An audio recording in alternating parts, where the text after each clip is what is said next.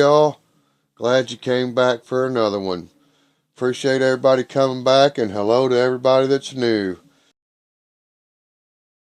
I'm going to tell a story today. We're going to talk about when I first started logging, how I got into it.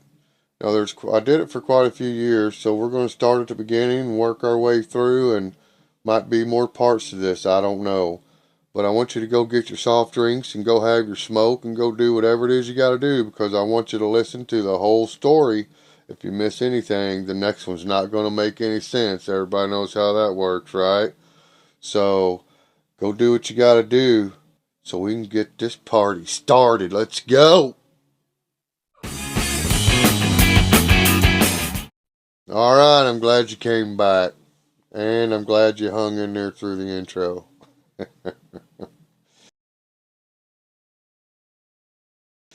So what I want to tell you about is when I first started logging.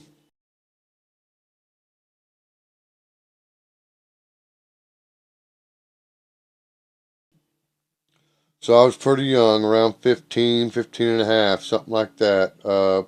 Maybe 15 and a half, closer to 16 even. Between 15 and 16, you get the point, right? Okay, we're on track. All right, so we got this new kid in school, and everybody was like, uncertain about this guy because he really didn't talk to nobody. He was kind of quiet and backward, and then when he did talk, he seemed kind of rude, like he was being real defensive.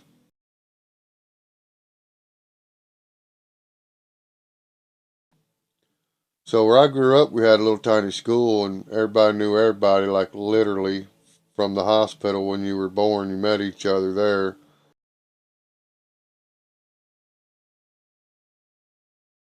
And from then on, you grew up together. So that's how, close of a community I lived in. And even I was an outsider, so it was hard sometimes. But at this point in time, I was pretty much accepted. And so, anyways, I was one of the bigger kids at that age in our class, and this kid was in our class, and some other kids were, I don't know, worried about him or something, like scared of him. So they wanted me to go, talk to him, hang out with him, see what he was all about. So I did. I hooked up with him, and at first it was kind of, he was kind of aggressive about it. You know what I mean? Like, I think he thought we was going to start picking on him. Well, come find out, he'd done a lot of moving growing up, at this point in time. And so he had this attitude because he's going to different schools all the time and people were picking on him, and you know how it goes. Well, we wasn't that way, so I told him it was all right. It wasn't going to be like that. Not to worry about it. Everybody's pretty cool as long as you're nice, we're nice, right? That's just how it is. So, anyways, me and him became friends. Well, he told me that his dad cut cedar block and pine posts and pine logs. Well, I'd never seen that. I'd seen oak logs, right? I grew up around people cutting oak and firewood and oak logging, and I'd seen all that, but I'd never seen anybody do the, pine tracks and go cut about, go cut the pine for the forestry service and all that, and then get other tracks for cedar and cut all the cedar off and sell it for blocking. So blocking was 4.5 foot long pieces of cedar. Now, a lot of you guys have seen cedar trees, and some of them are real big at the base, right? They look big. But what people don't realize is when you cut them and sell them, now the base of most cedars will have really defined trunk of roots where the roots you can see coming out of the trunk, right? There's all these ripples at the trunk of this cedar. Most of them are this way.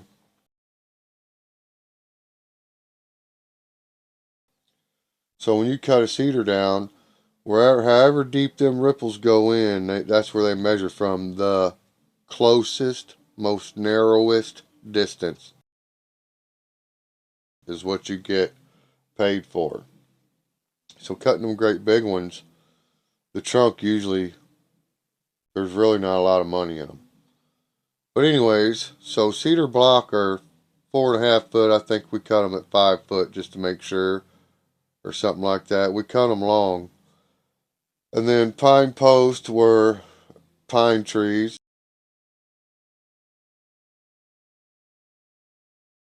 that usually weren't any bigger than 12 inches at the butt.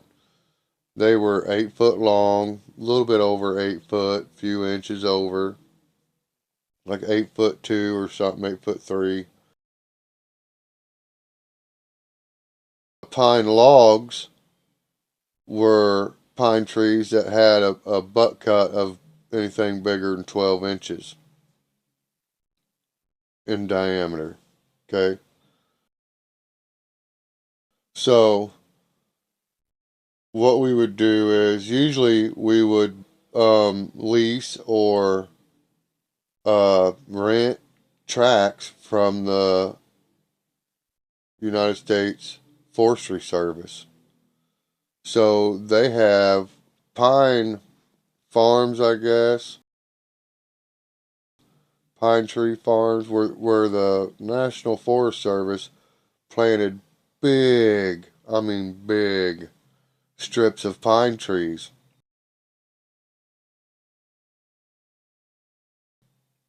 And so what we did was we would lease so many acres of this for a little bit of nothing. And we would go in there and cut a track. I think that's what they call them, a pine track. So we would go in there and cut all the trees that were marked by the Forestry Service. So once you leased a track, they would send guys in there to start thinning these tree farms out. So it was like basically every other tree or whatever. So they were putting gaps between these trees so that the trees could grow bigger, right? And we were basically taking out or thinning out the track, taking out the little ones, the ones that were good for making post.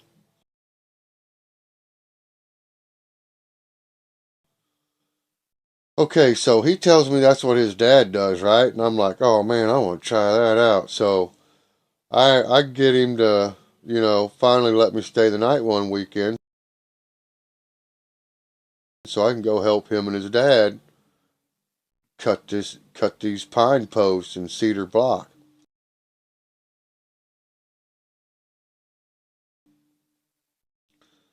Well, I get to stay the night, and so first thing we get to the woods. I don't have a clue how to, do this pine wood cutting, but I do remember it was always real nice and cleared out. There's never, a bunch of stuff, dead trees or anything laying anywhere. No brush, no sticker bushes or nothing. It was always real nice.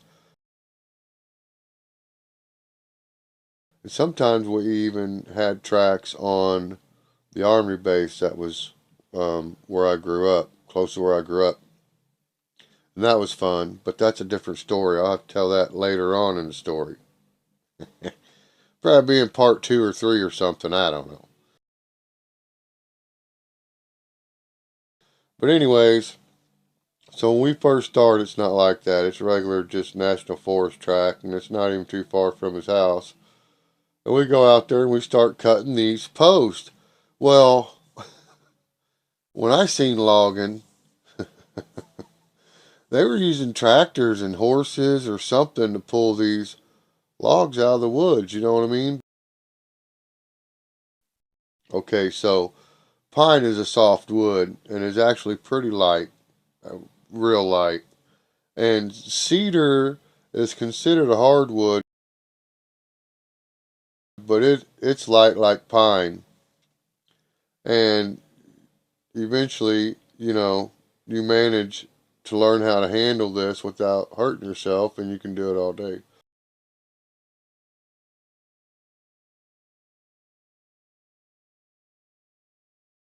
So what I had figured out was we was the horses. so, so I was like, this don't seem right. It wasn't what I was expecting, but I wasn't scared neither. I wasn't going to run from this because my new friend, I was watching him pick up a pine post and he carried it over this flatbed truck, this 2-ton flatbed we had. And he was throwing them up on there like it wasn't no big deal. And so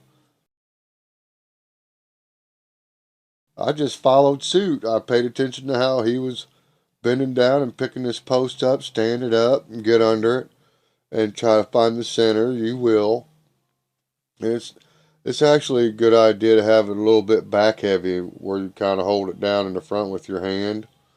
But that's all preference on how you want to carry them. But anyways, that's what we did. His dad and his dad's buddy would cut these pine trees down. We'd stand back and they'd fell all these trees, and then they'd cut them up into the right lengths, and then we'd just go pick them up and start walking them to the truck. And the truck usually never got farther than 100 yards. We could usually get it pretty close to wherever we was cutting the trees. And if we couldn't get the truck closer, what we would do is we would carry the poles to the point to where we could get the truck and then pile them up. And then later that day, when we had a load piled up, they'd drive the truck to that spot and then we'd just load them all on the truck and head out, sell them at the post mill in the morning.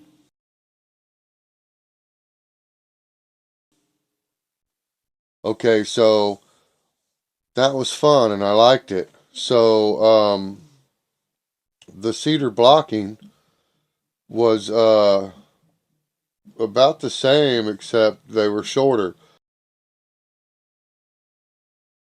So it was a little bit harder to get, cedar blocks that were couple 2.5, 3 foot across diameter. It was hard to, get around and reach around them when you was that little and then get up under them and lift them up.